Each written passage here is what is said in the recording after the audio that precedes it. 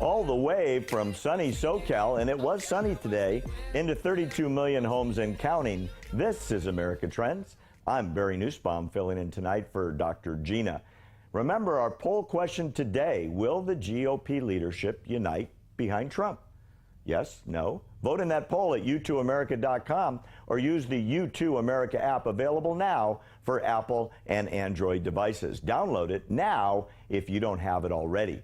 Joining us from another country, Vancouver, Canada, is Leslie Ann Stoffel. Leslie writes at The Real Clear Israel. Leslie, welcome to the show. Hi, it's great to speak with you. So good to have you. We've got all these questions about Canada paralleling the United States. Let's talk about your new prime minister to start with.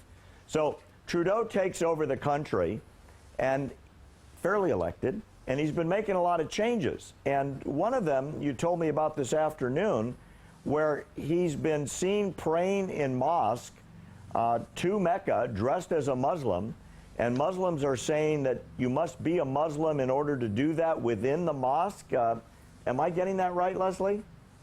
Yes, you are, actually. Before he was even elected, he was videotaped and photographed in a mosque, actually nearby where I am, and I'm wondering, why is there an extremist mosque near me anyway? But there is. And he was visiting this mosque. He was dressed in Islamic garb, which, you know, the long gown and the hat, and he was, there are photographs, I've seen them, and video of him kneeling on the ground in the mosque with the other people praying.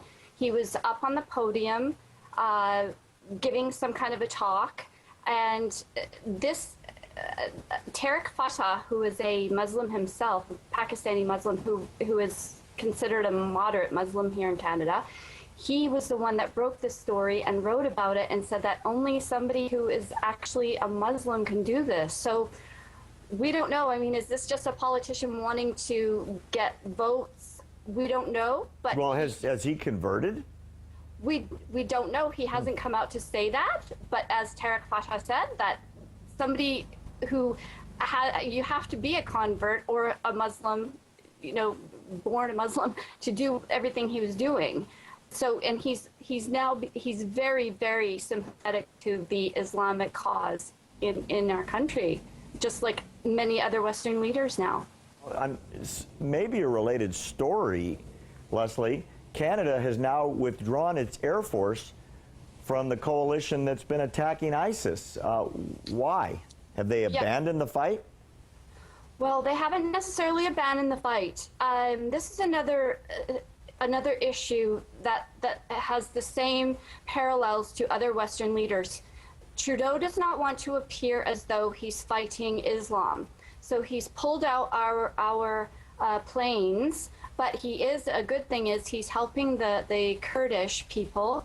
He's sending humanitarian aid. He wants to be connected to the UN and this old school role Canada played in the past as a peacekeeping country. Now we're in war. Our leaders don't want to admit it, but we're in wartime, and this isn't a time for peacekeeping.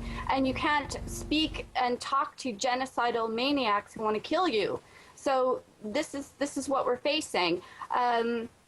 He also does what Obama does. He calls them ISIL, you know, to get away from calling them the Islamic State. The whole thing, don't let it be known that the Islamic State is Islamic, and that whole thing. Well, interesting. That's what he does. Now, Canada's been excluded from the planning of attacks on ISIS. Does it have to do with this pullout? What's behind that? Well, we're thinking that it did. I keep track of our conservative media here. Ezra Levant's the Rebel media, which is one of the only ones that tells the truth anymore. And so when we pulled out, there was a meeting with all the countries that are in the coalition to do this, and our country was left out of this meeting. And so our defense minister stood up and said, oh, well, it was done at the last minute and they couldn't fit us in or something. And that wasn't true. I mean, we knew it was because of our backward role now, and perhaps they feel they can't trust us anymore. I don't know. Does it have anything to do with the comments that Trudeau made about the Boston bombers and sort of the excuse he made for the terrorism that was perpetrated during the marathon? It very well could, because you see, he has this mindset that, you know, just like Well, tell Marie us what he Clark- said. Tell us what he said on that, Pam. Well, he Sorry, said that Leslie. the Boston bombers did this because they felt excluded, and you know, we just needed to do more to help them. And how much more could they have been helped? They, you know, so that's his mindset. He doesn't see these as jihadists sticking to a ideology from the Quran. He sees this as these poor little, you know, hard done by, unemployed, whatever, which is, you know, it's all just gaslighting and lies, because it keeps everybody, you know, not knowing what to do about this, because everybody's being lied to all the time. So Canada has a big influx on Islamic refugees coming into Canada, just like the U.S. Is this part of Trudeau's change in policy? Are these people being vetted any more than the people here are being vetted? I hope for your sake they are. They aren't. And I will say, before I get into that, I'm going to say this affects my friends in the U.S., because if we have all these unvetted people that are Islamic coming in here, they're going to, where's the first place they're going to head for? The U.S. border, Which right? is unprotected and unfenced and thousands of miles.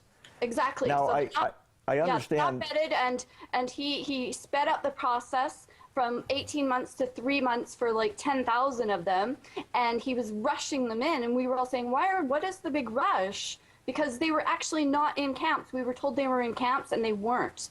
They were actually living in apartments in Jordan, Turkey, and Lebanon. So they were in safe places. So this had something else behind it. This is part of the hijra, the invasion into the West. So I talked to you earlier, and you told me there's a movement in Canada to make Canada friends with Iran, the world's leading sponsor of terrorism. Did I hear you correctly? Who's behind this, if indeed that's true? You did. I was just reading the article I had pulled up about that earlier, okay? We have a new appointed parliamentary secretary to our Minister of Foreign Affairs. He was, his name is Omar Al-Ghabra, and he was appointed by Trudeau.